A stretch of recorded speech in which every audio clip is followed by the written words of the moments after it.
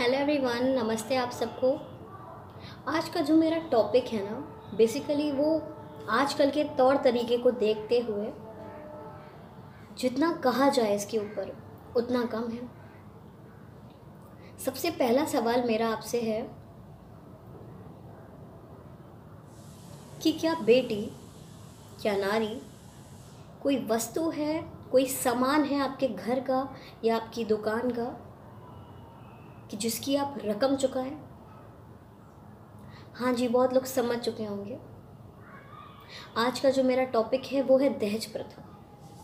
क्या है दहेज प्रथा आपके हिसाब से? बता सकते हैं आप कमेंट पे।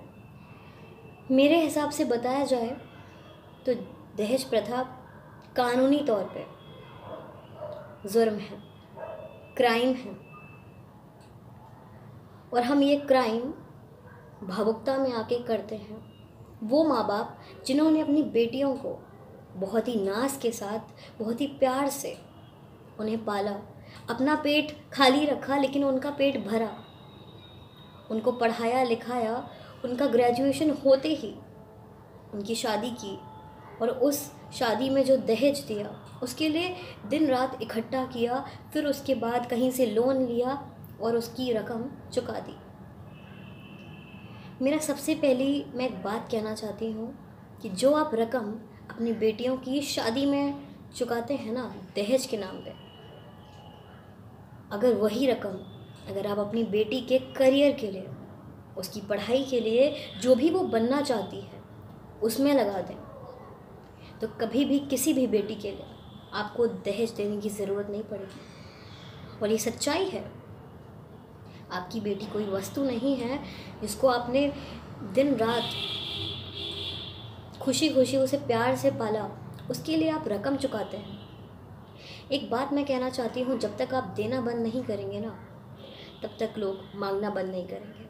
और ये शुरुआत हमसे होगी। आप एक एग्ज़ाम्पल दे रही हूँ कि अगर समझ लीजिए आपने अपना घर बनाया, बहुत सुंदर घर बनाया, आपके घर में लोग आए, आपके रिश्तेदार आए, उन्होंने देखा यार कितना अच्छा घर है ये, तो हम भी ऐसे ही बनवाएंगे। और उन्होंने जाके अपने घर में भी वैसे ही उस तरीके का कुछ नक्शा बनवा लिया घर का। तो क्या हुआ? आपके बदलाव से उनका भी नज़रिया बदला और उन्होंने भी वो चीज़ अपने घर में कराई। वैसे ही अगर आज आप अपनी बेटी के लिए दहेज ना देके उसकी पढ़ाई में लगाएंगे ना तो कल समाज का कोई ना कोई आपको सीख समझ के अपनी बेटी की पढ़ाई में लगाएगा। क्योंकि जब बेटी हमारी है तो ये हमारा फ़र्ज़ बनता है कि हम अपनी बेटी की रकम ना चुकाएं, बल्कि हम उसे इस काबिल बनाएं कि रकम चुकाने की ज़रूरत ना पड़े उसके लिए। क्योंकि जो शादी होती है वो दो परिवार का प्यारा सा बंधन होता है और उसकी रकम नहीं चुकाई जाती।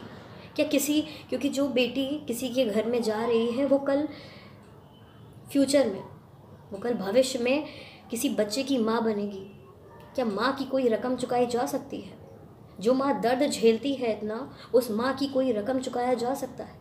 नहीं। माँ के लिए कोई भी, माँ का कोई कर्ज चुका नहीं सकता।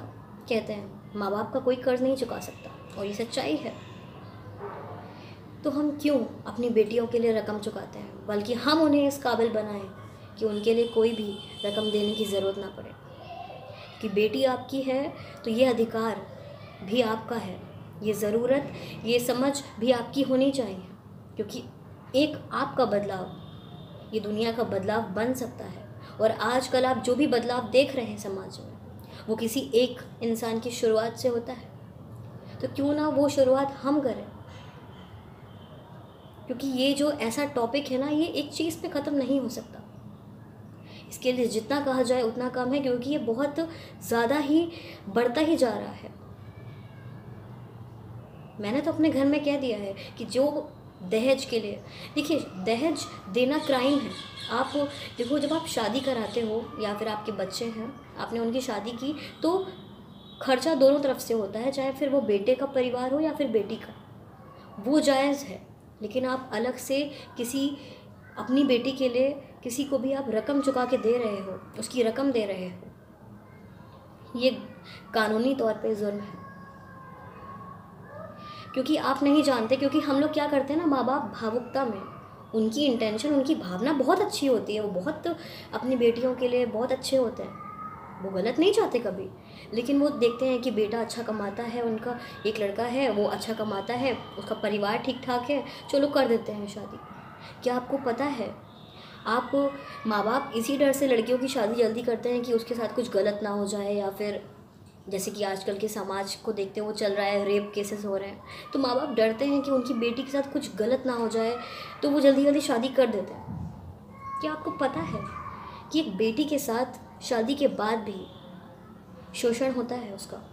हाँ जी, आप न्यूज़ उठा के देखिए, आप WHO की न्यूज़ देखिए, आपको सब कुछ पता चल जाएगा कि एक बेटी का, कोई भी बेटी आपको नहीं बताएगी। बहुत हिम्मत वाली लड़कियां होती हैं जो कहती हैं ये चीज़, बहुत कम ही होती हैं, वो कभी नहीं बताएंगी आपको कि उनके साथ कितना शोषण होता है, उनके साथ कितनी ज़ोर ज़बरदस्ती होती है। वो घर का तो संभालती ही हैं, उनका फ्यूचर तो कुछ है ही नहीं, उनकी मर्ज़ी से उनको काम भी नहीं कर सकती कुछ, और उनके साथ शोषण होता है, शारीरिक शोषण होता है, मानसिक शोषण होता है। वो कभी नहीं बताएगी, क्योंकि जिस माँ बाप ने इतनी मुश्किल से कर्ज को इकट्ठा, दहेज को इकट्ठा किया और फिर वो दहेज अपनी बेटी के लिए दे दिया, क्या वो बेटी बताने के लायक है? उसको तो यही लगेगा ना कि उसके माँ बाप परेशान हो जाएंगे, वो नहीं बताएगी। तो ये जिम्मेदारी हमारी है कि आपकी बेटी खुश रहे, सुरक्षित रहे, क्योंकि सुरक्षित इसलिए रहे क्योंकि आप नहीं कह सकते कि शादी के बाद वो खुश हो जाएगी या फिर उसका पति वो सारी ज़रूरतें पूरी भी करेगा। कोई यहाँ पे लिख के नहीं घूमता है, हम नहीं कह सकते कि जो इंसान हमें सही दिख रहा है वो सच में सही हो। तो ये हमारी बेटी अगर हमारी है तो ये हमारा ही अधिकार है कि हम अपनी बेटी की भी जहाँ भी शादी करें, या फिर वो जहाँ भी चाहे शादी करना, उसकी एक बार अच्छे से सोच समझ के जांच पड़ताल करें, क्या वो सच में उसके लायक है भी या नहीं।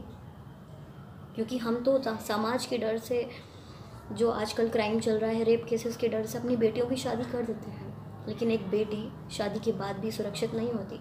क्योंकि अगर बेटी की बिना मर्ज़ी के उसके साथ शोषण हो, उसके साथ कोई भी ऐसी चीज़ हो, तो उसे शोषण माना जाता है, और ये सच्चाई है।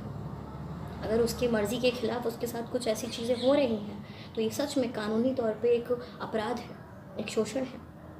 तो ये समझदारी हमें दिखानी होगी, क्योंकि समझदारी और किसी भी चीज़ की शुरुआत किसी एक से होती ही है। तो वो आप भी हो सकते हो, मैं भी हो सकती हूँ। आई होप आपको समझ में आया हो, और इस चीज़ के ऊपर आगे भी बात करेंगे।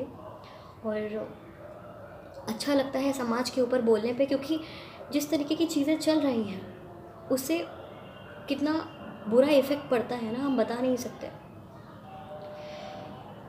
तो समझदारी हमसे है, और अगर हम समझदार बनेंगे तभी लोग हमें देख के बदलाव करेंगे। इसलिए बदलाव और समझदारी अगर हमसे शुरुआत हो तो अच्छा है ना, हम भी शुरुआत कर सकते हैं इस चीज़ की।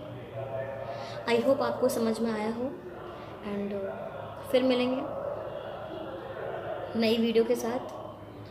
Thank you so much, thanks a lot, और अपना ख्याल रखें और इस चीज़ के ऊपर ज़रूर सोचें। और आप चाहें तो इस वीडियो को शेयर कर सकते हैं, क्योंकि ये टॉपिक बहुत अच्छा टॉपिक है। ये ऐसी चीज़ मैंने यहाँ पे बोली है जो पहुँचनी चाहिए लोगों तक। तो अगर आप चाहें तो आप इसे शेयर कर सकते हैं, इस वीडियो के लिंक को। बाकी आपकी मर्ज़ी, और मैं तो अपनी वीडियोस बनाती रहूँगी। थैंक यू सो मच, आपसे बात करके बहुत अच्छा लगा आप सबसे। थैंक्स अ लॉट, नमस्ते।